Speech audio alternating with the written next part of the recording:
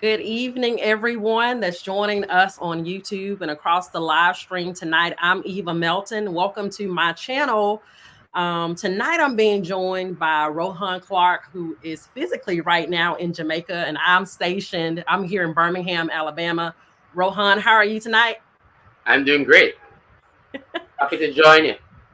Yeah, thank you so much for taking time to join us. We're streaming live across two channels right now. And for those who are coming back and watching the replay, just want to say hello. And once you see it, take a moment to share this stream with someone who you feel like will benefit from the content that's going to be shared tonight, because it's going to be amazing. It's going to be amazing. So my first would say that my first goal of tonight, intention for tonight, is simply to help share the work that Rohan is doing. And I'm going to let him tell you exactly who he is and about some of the work that he's doing at this time. Hey, okay, thank you. Hi everyone. The work that I do. So I call myself an Ancestral Resolve Practitioner, and it's not so much about a title. It's more of I'm very interested in ending suffering on the planet. I've gone through a whole lot as a child. I had to be responsible from early, as a teenager, probably at 5 years old. And I've noticed that, I couldn't understand why people behave the way they behave. I grew up, started to do some of the things that I didn't understand why people were doing. A lot of self-sabotaging,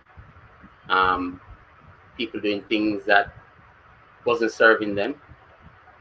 And they had this concept of looking for stuff outside of them. I was told to go to school, get an education, and become somebody. I've tried that.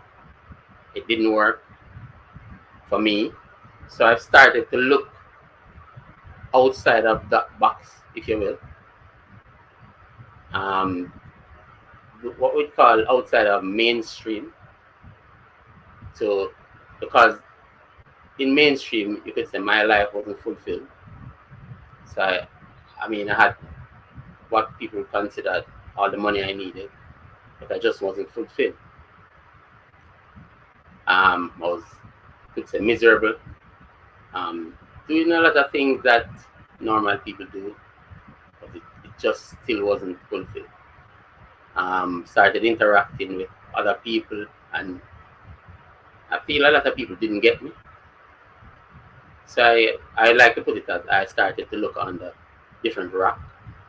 I had an experience, probably two, what they would call dark night of the soul. It was intense for me. It's basically what we call an awakening, and where you're more open. You perceive things from different points of view. For me, I was already um, not cognizant, or not so much on board with how I see people were. So in that experience, I started being open and having certain experiences and seeing life from different points of view. And as I said, everything is true from a certain point of view. But what I'm interested in is what's serving. And we learned a lot of things about the concept of God. And I feel my perception of God is, we're told to worship God, and worship for me, in my understanding, is to respect. But of course, and people talk about God and they talk about what's less than, the D word. But I feel we are being served. My concept of the higher intelligence is to serve us. To that, to me, in my experience, it says yes. It's very biased and clear in what it wants for humanity. Is that I want for you prosperity. There are so many different evidence of that. However, humans have free will. And I like to feel that, because I share with people like that. People are so free that they choose bondage. So people are in bondage just because they are free. So from those points of view, people have free will and they get to choose their life. I mean, we were conditioned to believe certain things. I've done a lot of research as well, and I understand in terms of, and there are scientific evidence from we were children, how we got the programming, stuff like that. So I continued. I kept looking on the different rocks, and I have different experience. All of the things that I have learned outside of me made me more of myself, because that's how I feel that all of us should be. Go to school, but it's not about, yeah, we learn everything intellectually, but there's a resonance within all of us, and I'll get a little bit into the kind of work that I do, because I feel that we're all telepathic, and that's how the work that I do works, because we are connected. Everything is connected, even stuff that we are not on the frequency, because everything moves, but we are not on a certain frequency to understand it. So we got to this place. To me, it's simple. We're here to have an experience. We came here with all we need, but of course, we have a mind. And my experience is that there's most people are not living from their heart. Most people are living mostly from their mind. Because in the work that I do, I get people to focus, get them to be in their bodies, because the difference between being in your body is being in mind. And a lot of thinking and rumination, and this is what causes most people suffering. Being in the mind, meaning being in memory, being in the past. So most people are in the past, stressing about the past or worrying about the future, and they don't understand the concept of who they are is what they are putting their attention on in this moment. So with the work that I do, we use thoughts. Like I said, the mind is not a friend until it is. So we'll call it the serving mind, because most people are not allowing the mind to serve them. They are serving the mind. But we're designed that everything is to serve us, and we reciprocate that. So it's a balance. But most people are, because of a long conditioning and program and what they were told. So most people, because basically you are aware, what you are aware of, you are. Because awareness of consciousness is consciousness. So anything you become aware of, anything you put your attention on, that's what you automatically identify with it. So you become it. So most people are not aware. That's the whole thing, because everything is from consciousness. We are all conscious. It's just our behavior that is unconscious. And they talk about their attitudes of mind. So it's all about your behavior. And I like to use that word. It's what we have. So in our experience that we came here to have, we took a lot of things personal. And what we resolve are those personalities that we identify with, and based on certain beliefs, we'd like to say unhealthy beliefs. There are unhealthy religious programming. There are some serve as well, but there are some beliefs, and in my experience and based on a lot of interaction that I've had, this reality is formed based on a belief. This is how physical reality works, and I will talk about the consensus reality. Enough people believe something, it becomes real. So as it relates to physical reality, is what do you believe? I mean, there's something beyond belief, because I've had so many interesting experiences that really it's beyond belief. So, but at least the concept of this reality formed based on our belief. We're experiencing our belief. You know, a lot of people are not aware of it. Yeah. So I wanted to tell. So we're streaming across your channel and mine on this evening. So I wanted to tell the folks who may be coming in from my stream how I came across your work. Okay. So in early, I want to say 2022, I started hearing the word generational imprints a lot in my meditation time. And I actually ministered a lot about it and did a series on it in my context. And I came across maybe 8 or 9 months later, I came across Rohan on another spiritual teacher's podcast, and the words that he was using like pierced me, meaning that it resonated so highly that I knew I had to talk to him. Like I knew, because some of the language, some of the things he was saying matched exactly how it was coming to me, and not necessarily in the words, but in, I would say, the frequency that it was being released and how I was receiving it. So I knew quickly that I needed to talk to him, that there was some work and some understanding and some work that I needed to do with him. And so shortly thereafter, I ended up reaching out to him on his platform. And probably for the last year, for once a month, I've had a conversation with Rohan. And so that's one of the reasons I wanted to share his work with my audience, because it has been beneficial to me. And so while you may hear somebody say generational imprints, generational trauma, intergenerational trauma, a lot of times you don't hear how to clear those things. Like you can have an awareness, you can know that those things can be cleared. I'm a witness to that. But actually coming across someone who has the understanding of them, and I would say is gifted in that area, that's where you've got to get, right? And so I felt like I went through this stage of becoming conscious awareness that things could be cleared, and then how the saying goes, a teacher appears when the student is ready.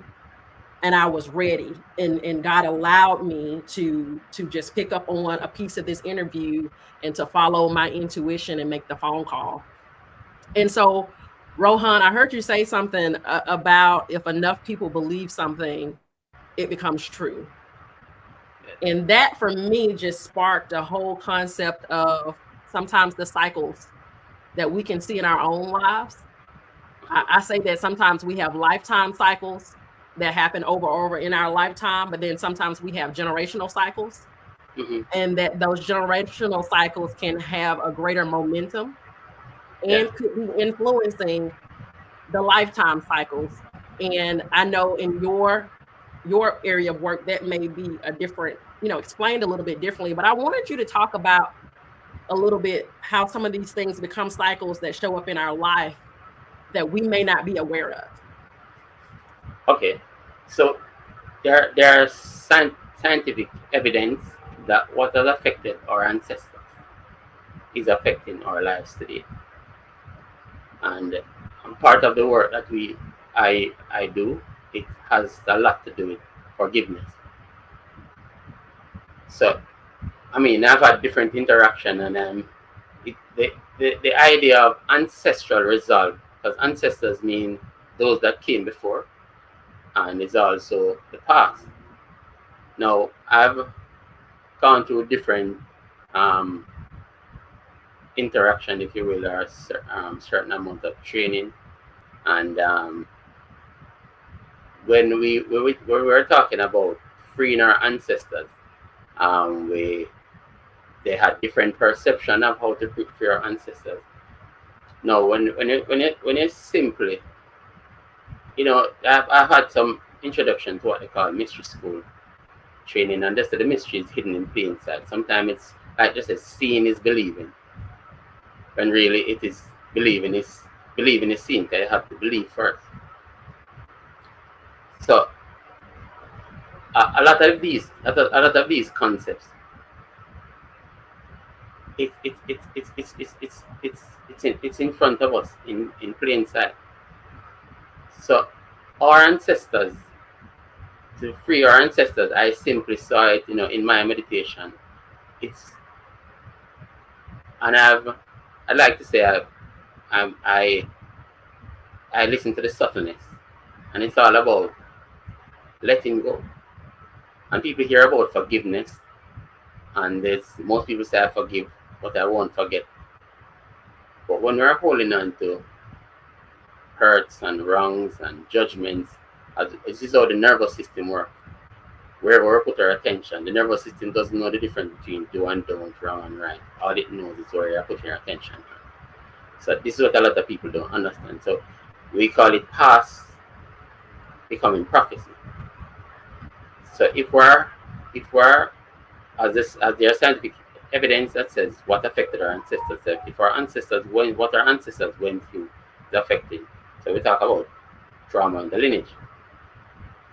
So those things, I simply look at it, if we are to free our ancestors and our future generation, and when I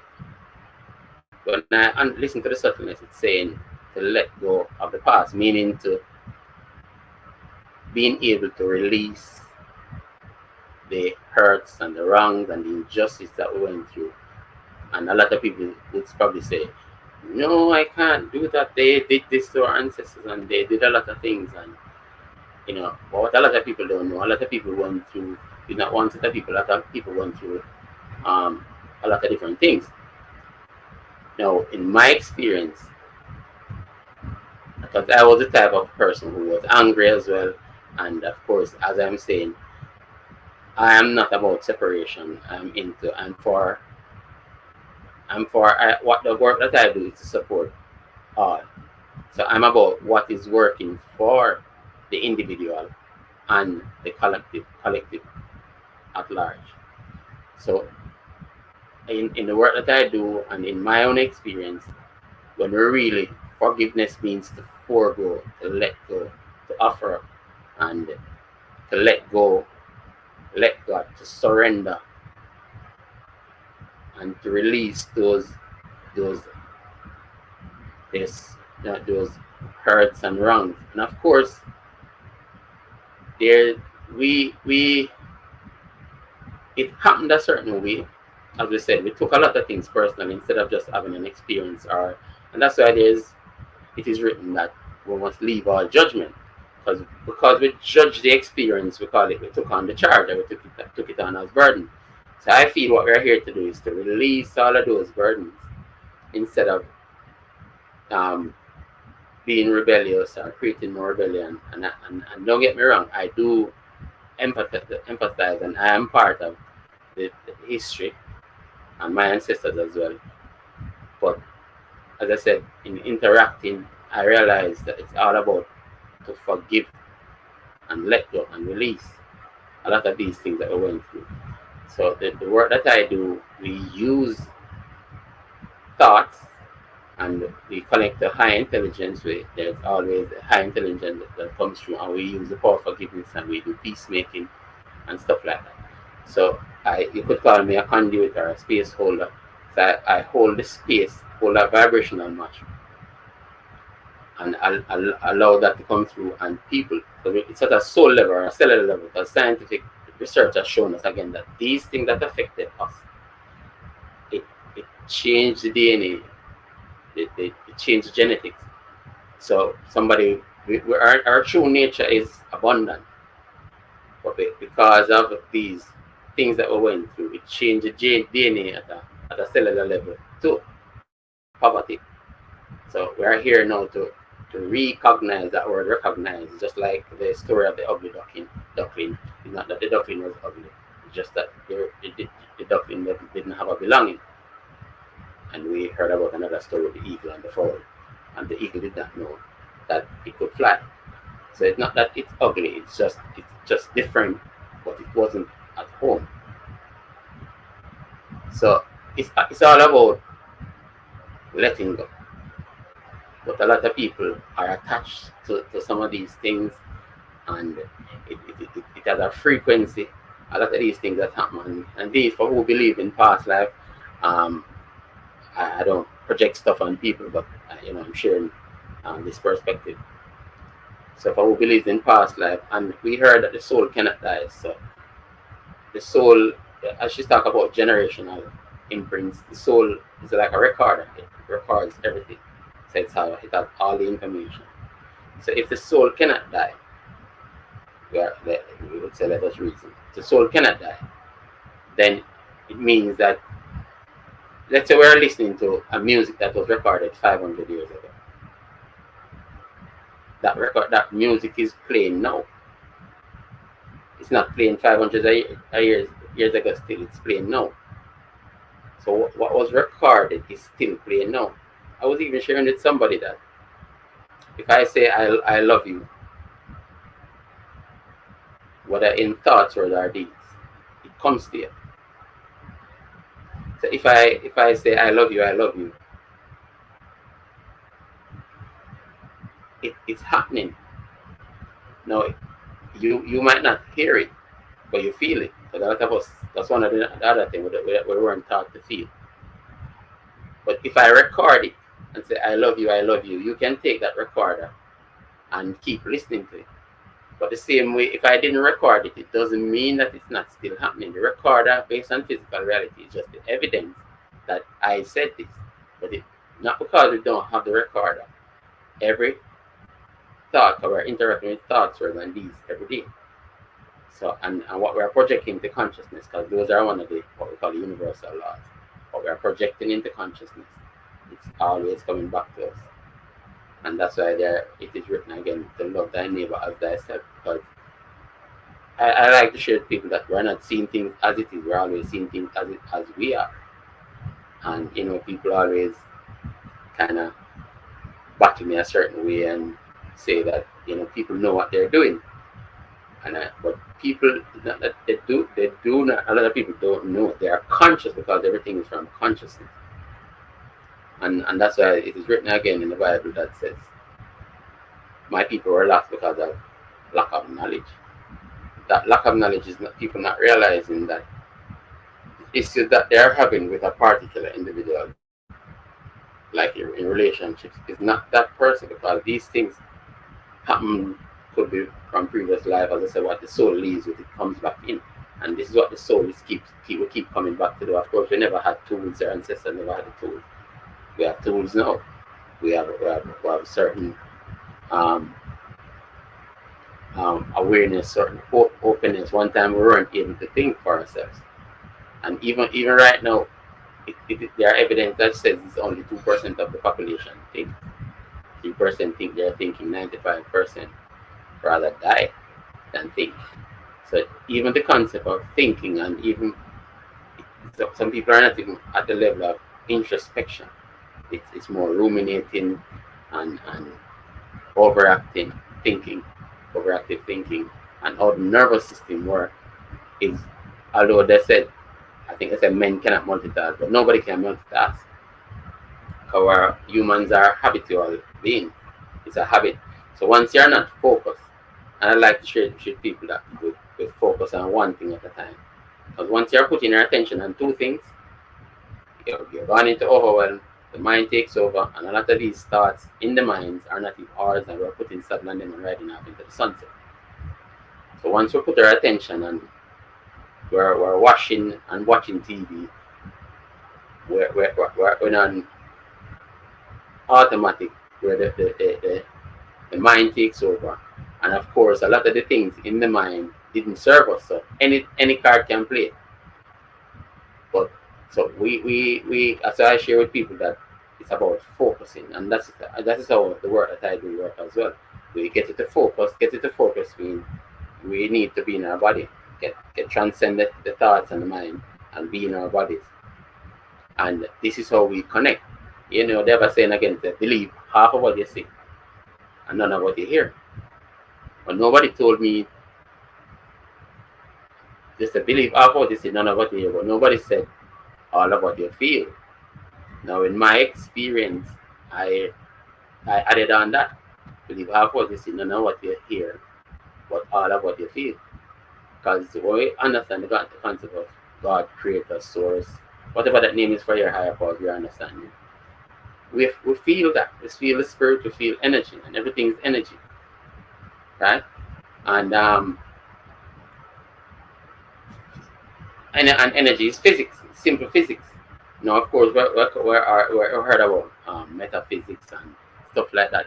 So if physics is the natural thing, then meta means something that is added. So it means that a program, but we got an original program where we're abundant and we came into that experience. But we came into this physical reality. There we got another program, another overlay. Now that program is overshadowing the truth of who we are. And this is what we're resolving. Everything that is not us. We're here to just release all of them. But of course, a lot of people was conditioned to believe something else. And as I said, what you believe, you become, or you experience. Great. For those that are joining us tonight across YouTube, I'm Eva Melton. I'm here tonight with Rohan Clarke, an Ancestral Resolve Practitioner, who's physically in Jamaica, but helping people from around the world, as myself in Birmingham, Alabama, and Melody Ann. Good evening. She's joining us from Boston, Massachusetts, and Sonia Taylor is also joining us from Boston, Massachusetts. And so I can imagine them switching between our different dialects. It's fun on their end. So I love it. I love it. I love it. So I was listening to you and I had this question, and I feel like those that are listening may have this question as well. What space, spiritually, mentally, must a person be in order to work with you, for that work to be effective? They can in the worst. They can be in the worst state that's coming to me, because I feel I'm about freedom. It's my signature. Everything I do is about freedom. Even to listen to like Bob Marley song, that's what I've been about from I've grown up. But everybody is welcome. It doesn't matter what state. The only thing that is required is that they want help. That's all. And once you want help, and as I said, there's the guidance as well, and how I interact and kind of connect with higher intelligence. I ask to allow people that are ready to come to me. So that's important as well. But everybody can get help. I've seen miracles every time. I mean, instantaneously a lot of the time. So all is welcome. Anyone can get help. You just need. We talk about spiritual veneer, spiritual bypass, or denial. No, we'd like to say again, the only way is through. As I said before, you can be, you must first go through. You can't go around. You can't go around the wall of Jericho. We heard about that. The wall fell down. So the only way is through. And as I said, we went through some stuff. I can share a little perspective of how we are as children. Because children see parents as gods. Now, I mean, that's not too far-fetched, because we take care of our children. We provide for them. We guide them. We're supposed to guide them, not impose on them. We're supposed to guide them. But of course, we were, especially when I was growing up, I heard they becoming somebody is to become lawyer, doctor, and then our chief, instead of holding the space for that child and guiding them and observing, because observing is a profound connection to high intelligence. So instead of we do that, we project our idea of what success is on them instead of giving them the space. But children, and I've seen this, children do see parents as God. So just imagine we as adults, what I would call that high intelligence, God, creator, source, Allah, whatever it is for your higher heart's understanding. If we believe in that high intelligence, and I've proven it so many times, as I was sharing earlier, it's never early, and it's always mind blowing for me. Never early, never late, it's always on time. So if any of us who believes in a higher power believe that there's something that cannot handle, then none of us are safe. And that's why I like to share it with people as well. If sickness was real, then Um, or let's put it this way: sickness cannot be beyond God or beyond source. So then, what is sickness? It's an idea, it's a concept, and a lot of the times it's projected. So what we address the deeper aspect, like some children. So like I was sharing about children when they see parents as gods, and they're over the veil, on the other side of the veil coming in, because children are their soul is just as evolved, and when they see parents quarreling and worrying about money and stuff like that, there are children that says, "I'm not safe," and so a lot of the children resist coming over the veil. Of course, we induce labor and bring them over the veil. And when they come over here again and they still see parents worrying about money, because that's not our true nature. They said, it's my fault why they are struggling. It's my fault why they are arguing. So those create what we call a frequency. I'm not safe. And if somebody doesn't feel safe, it means they doesn't feel love. And the children are saying, what's wrong with God? And the thing is, we were all children. So those conditioning that we took on, and we took that personal, and that become what we call trauma in the lineage, because we took that personal. Now, those versions of us, as I was explaining, those versions of us are still trapped in what we call time space. I'm very conscious of what I'm saying, because not everybody is open, but I'll say a few perspectives. So there are certain versions of us, because we don't understand that we're a multidimensional being. The different versions of us are trapped in what we call time space. So these are the versions of us that were affected. As I said in the Bible, they said, my people are suffering because of a lack of knowledge. The lack of knowledge is not having that awareness that this is happening. Because those versions are still there, still affected by even that child, and it can happen in different lives for who believes in past life, who believes in first life. But even earlier on in our lives, if we do not believe that, if we heard do unto others as you would have them do unto you, and we heard about karma, that's another aspect. But let's say whatever you do unto another, and we heard that. My view is that God doesn't punish God doesn't punish anybody. We punish ourselves. God doesn't judge anybody. We judge ourselves. So if whatever we do to another, automatically. So if everybody was loving each other, then that's what would be reciprocating all the while. Now, evidently, because of stuff that happened, that's not the case. But it doesn't stop the situation from happening, and those frequencies continue on if it's not resolved, if it's not clear. And for the most part, as I said, our ancestors, with my communication with the ancestors, they're all about letting go of the past. Yes, they got affected and stuff like that, and but they are saying to let it go. So forgiveness really means to forego. Not I forgive, but I won't forget. It's all about releasing so we can be free. When we're holding on and attaching to those stuff, we literally take it on as burden. Even people, after a lot of the times, one of the quickest things that come from a person after probably the first interaction, and I say, how do you feel? They say they feel lighter. They literally you feel that's light coming in, and light like and light like a feather.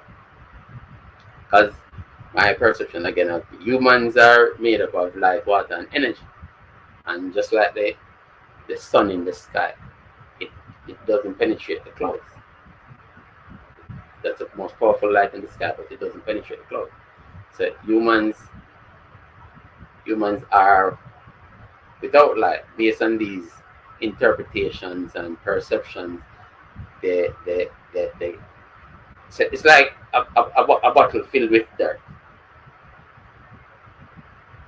We can't get anything more in that, because most people pray in a certain way, and like I said, worrying is praying for what you don't want.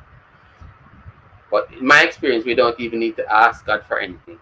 What we ask God to do is to help us to forgive ourselves, because that's sometimes the hardest thing to do. Forgive ourselves, to forgive others, and help others to forgive us. Most people don't pray like that. Most people are telling God what to do. We can't tell God what to do. So it's all about perception. But I'm always saying, because I don't get into debate, I believe in people expressing their position. But I'm always at the end of it, I'm saying, is that working for you? And we don't want to do what we call unhealthy coping mechanism, because we all came here to be abundant.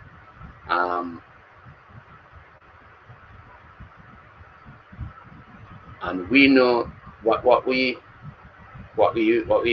our hearts is all about our heart desire. And in so early in my journey, I heard about if you're not living from your heart, you can never be happy. And I didn't understand it earlier on when people were saying live from my heart. How do I do that? But most people are living from their mind. You understand? Now, so what we call heart coherence, and that's the battle that is going on within the human. The mind is battling the heart instead of the heart has to lead, because the heart is 90 more than 95% of who we are. The mind is just 5%. That's why they say most people only use 5% of their brain. The truth is that they are using 100% of the brain to tell themselves to use 5%, because they are more intellectualizing instead of really feeling. Our emotions is an expression of our feeling, but it's not the feeling, it's an expression. So the truth is the feeling, it's the connection. So that as I said, if the creator is always expressing for fuller expansion, to me the creator only says yes. But we are free will. I want freedom, yes. I want something else. I don't want this bondage. Yes. Says it's whatever based on our unconsciousness, because that's really what the bottom line is. It's unconsciousness that leads to fear that people need. We need to transcend these fears and live from our heart, live from love. But that's the opposite of fear is really love. So if our bottles is filled with dirt, so to speak, then the light, the sun, it cannot penetrate. And we call light the healer. I don't call myself a healer. I call myself a facilitator. I hold the space or a conduit and allow the creator, the source of all that is, was, and ever will be, to come through and resolve, because we're all telepathic, we're all connected, we're all one. And of course, we allow the soul. It's better to allow the soul, because the soul, there are certain things that happen intense. So we don't use force. We allow the soul to bring up what needs to address in each moment, because the soul know what we can handle. Yeah. So what we need to do is to empty.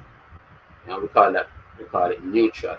We need to empty that bottle that is filled up with all of those debris, call it energetic debris or blockages, as we like to share as well. There's two reasons why things don't show. Either it's not serving, never serve, never will, or there's something blocking.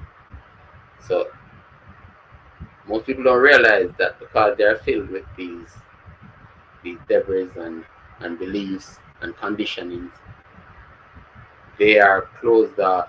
It's almost like we share that the only place we displace God is in the mind.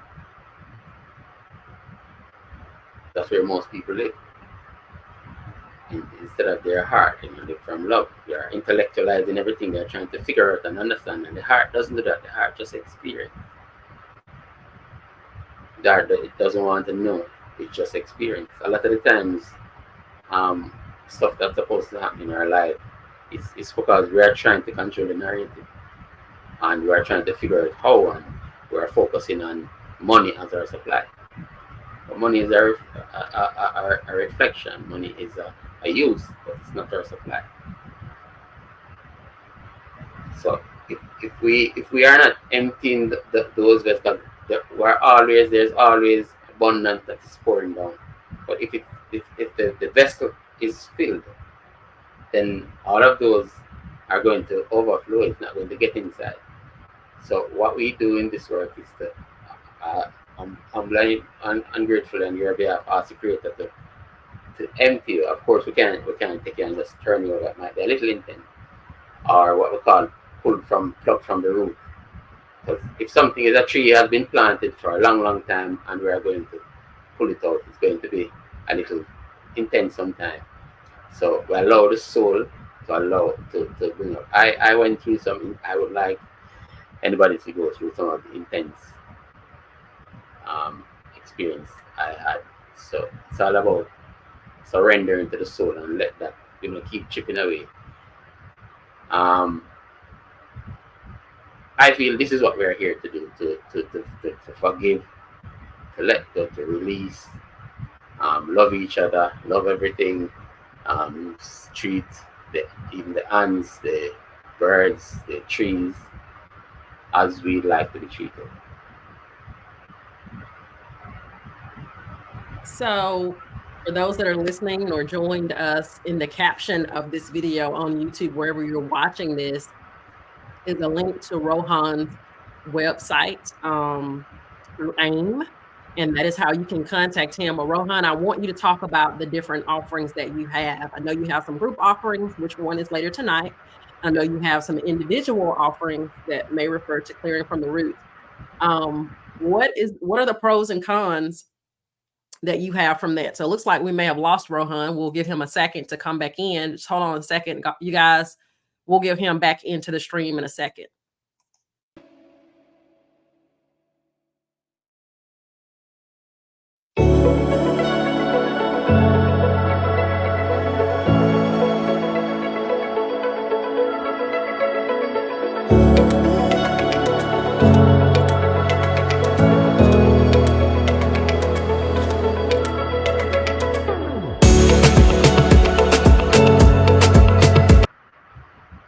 There you go. Can you hear me okay?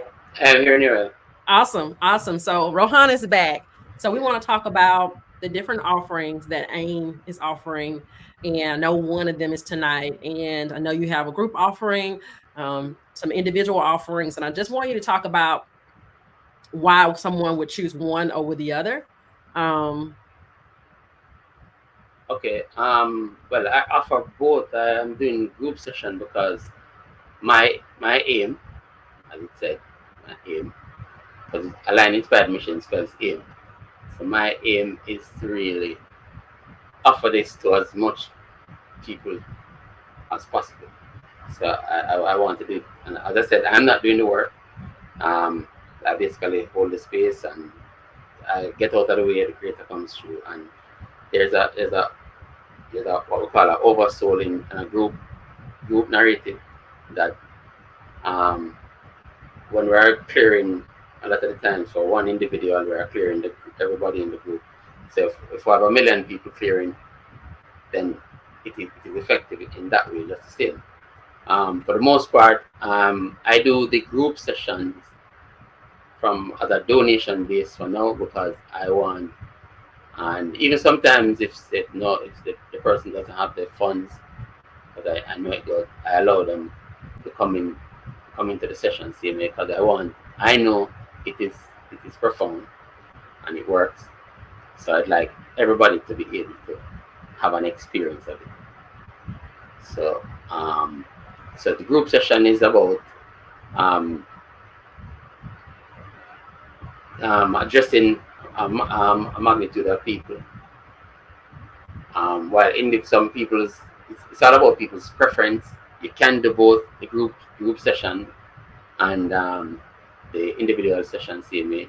I know a lot of people do all of them. Not one is better than one because if the human beings are projecting based on these things, and 19 out of 20 things that humans does every day is negative based on the conditioning that happens. and 95%, 90 enough percent of the time, they are negative. Now, as I said, what we're projecting into consciousness is coming back. So this is what is happening on the planet. So if we're without light, then you could say this is all I do.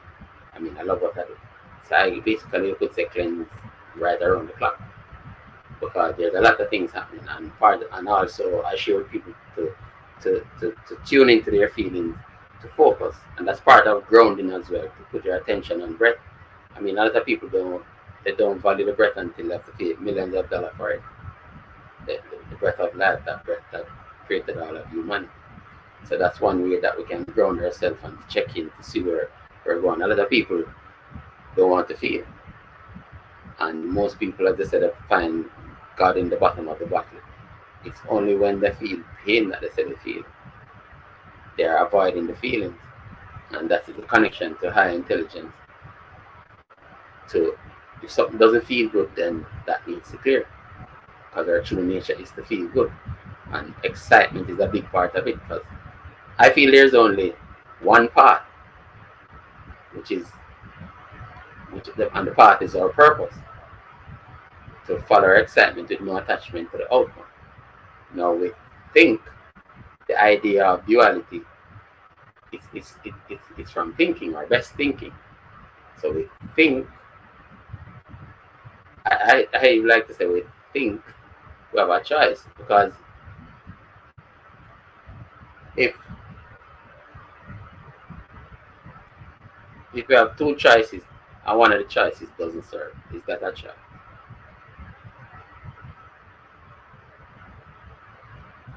So when people say we have two choices and one of the choices to follow our purpose and the other one, that's it. But I like to say that one is the erosion and one is purpose. So is the erosion a choice? It's a choice, but it's no choice, because nobody came here to suffer. And some of these narrations too, we came here to thrive. When you look at the concept of suffering, is somebody near death, somebody near all kind of things nearly happen to them. That's the frequency of suffering. You understand? We didn't come here to do that. We came here to thrive. We came here to let go of all the things that we are not, so we can be. And that the rediscovery part, and we heard about the story about the life and death. In my experience, it's infinite life. It's our best belief. As I said, physical reality is about a belief.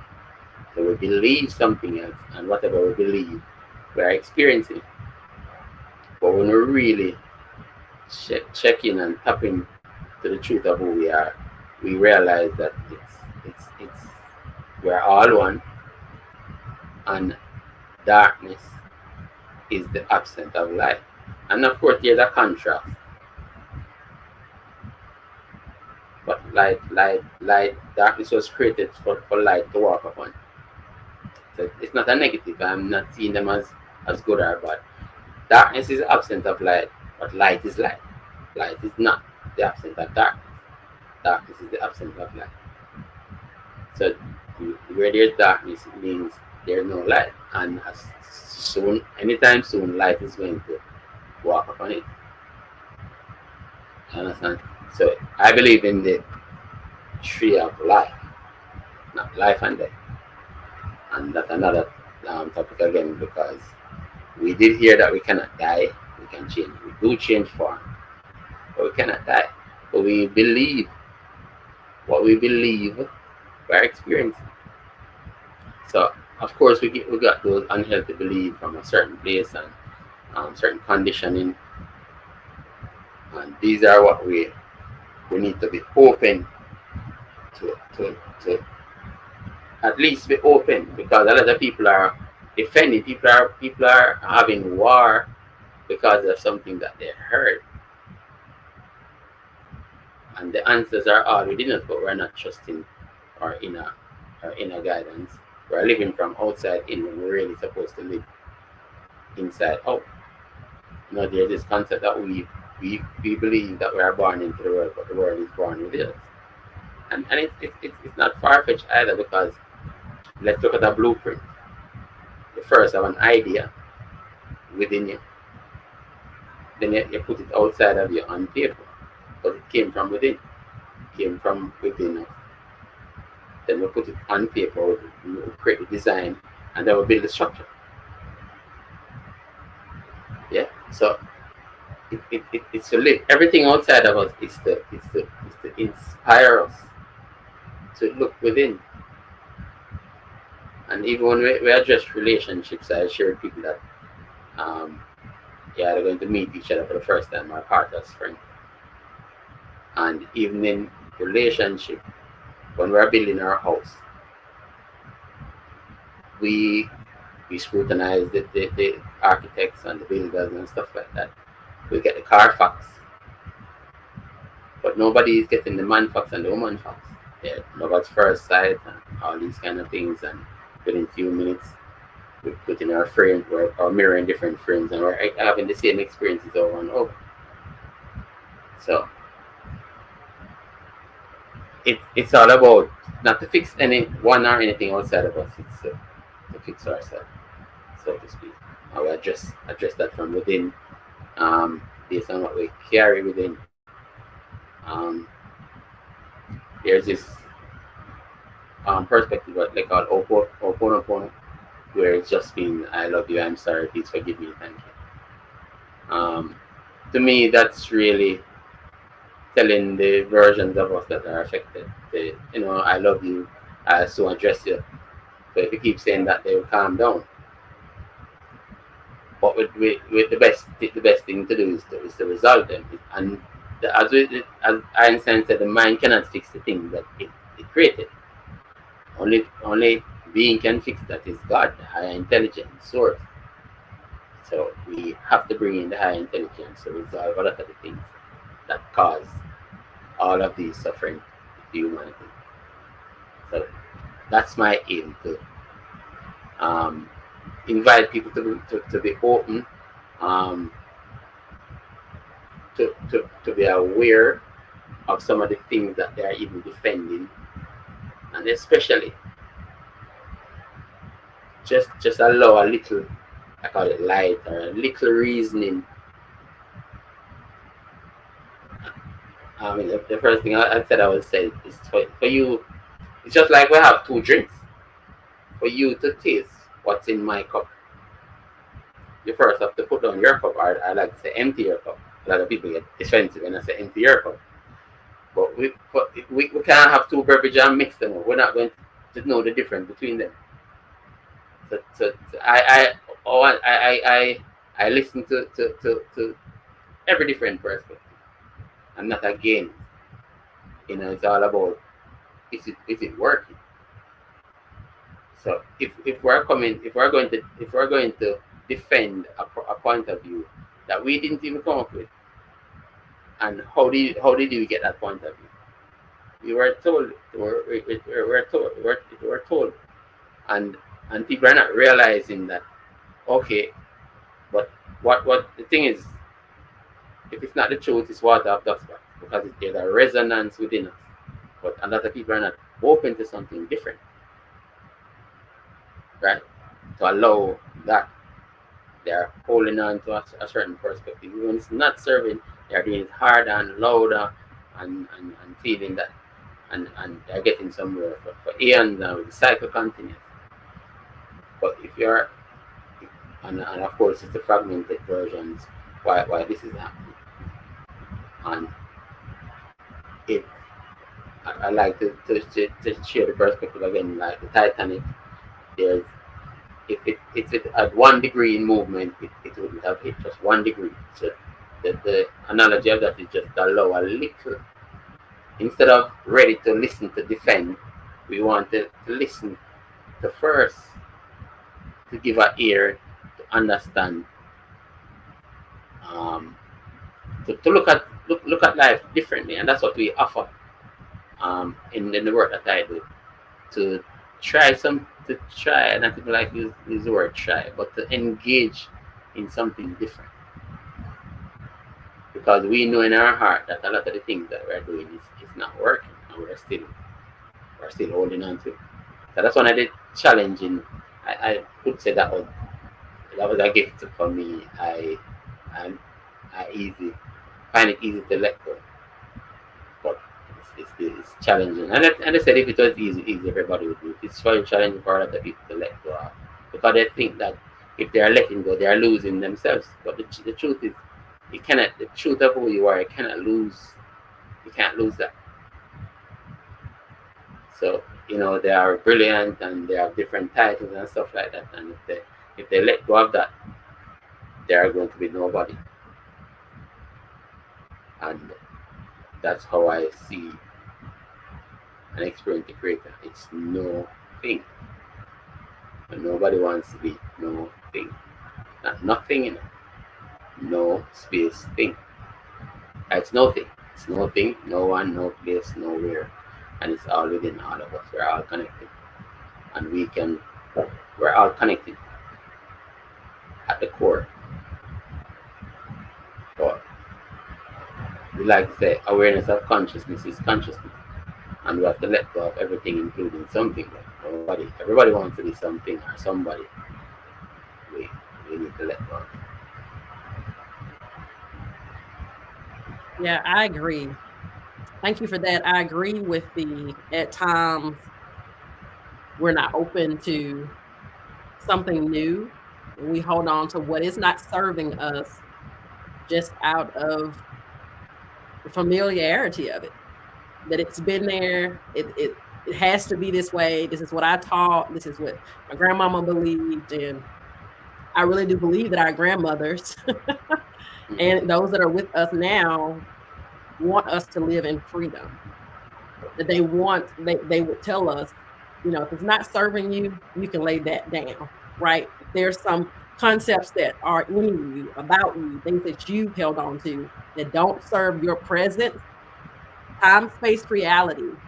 You can lay those down and open yourself up. And I think a lot of times it's the mental, the brain, at conflict with these different belief systems at times.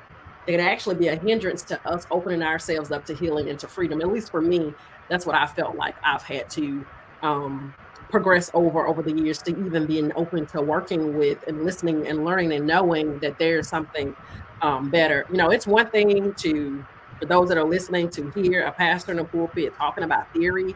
It's one thing to hear somebody talk about, life can be better.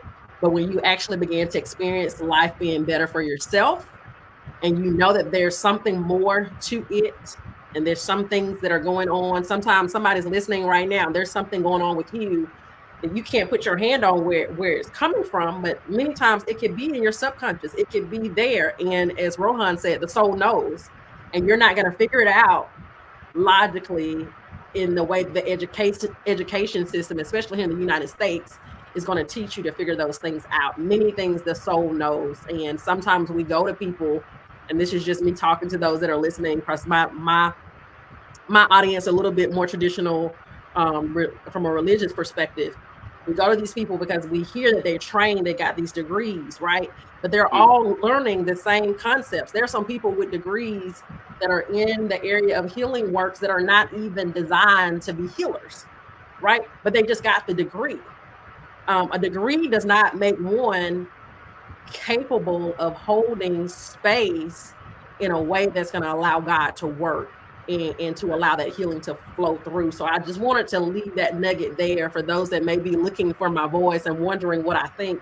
I 100%.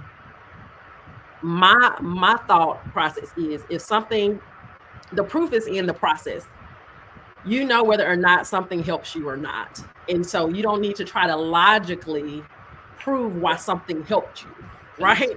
You get the help that you need, because once you get the help that you need and your frequency raises and you have a different awareness, you're going to help everybody that's around you in close proximity. You're going to help your family, but even those that you're connected to spiritually, which you may call your spiritual family, you're going to be able to help them just by not your words, but how you're operating. The level you're operating at is going to help some other people begin to clear. So if you're listening and you're questioning and you're on my channel and you kind of know my background in the area that I have connected to God, I want to say just open yourself up. And if you find yourself in conflict trying to bounce some scripture across something you heard tonight, be sure that you're truly reading the scriptures, right? That you're truly listening, because many of the things that Jesus said had dual meaning or had a deeper meaning and have been, I would say, watered down. And we have to look not only for the words that are there, but also sometimes there's a metaphysical meaning to the things that Jesus taught, as he was teaching on a level that's just not consciously. You got to go, what I would say is, he says the soul knows. So I just want to leave that tonight for those that may be listening, trying to understand Eva's perspective, what Eva's think. I'm all on board. I have had sessions with Rohan and they have been beneficial to my life. And because of that, I'm able to help more people and to operate at a higher level and the things that I do in ministry. So Rohan, we've got a couple of minutes. Is there anything else that you want to leave with the listeners? You guys, I'm gonna put his website up on the screen. You can check it out if you want to book a session with him or you want to join one of the group sessions. But I do encourage you, if you're going to join a group session, leave a donation. Leave a donation. And what I tell people at church, give gladly, right? So leave a donation if you're going to attend the group session. But also, I recommend trying an individual session to see how that's able to help you. So Rohan, do you have any parting words for our listeners? Yes, I'd like to share. Yeah, just be open and just be aware that a lot of the things that we know who we think we are, we learn, and a lot of the times it requires unlearning. And the mind, these logics, I like to share with people. The whole idea of the mind says it. As I said, the truth is the mystery hidden in plain sight. I'm a humble servant, but I'm a dangerous master. But most people are allowing the mind to be the master, and it cannot be the master. The mind cannot understand, but you can. The mind can only perceive. So we are supposed to use the mind because it's a synthesizer. So it probably won't take more different conversations. So we use the mind to understand, but it cannot understand.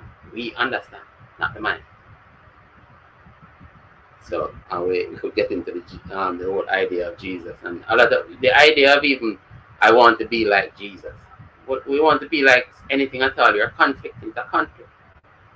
Or about I want to be one with Jesus, but I've heard different people saying we are not where they are being one with, and they don't understand. They're coming from a certain frequency, but we are one with.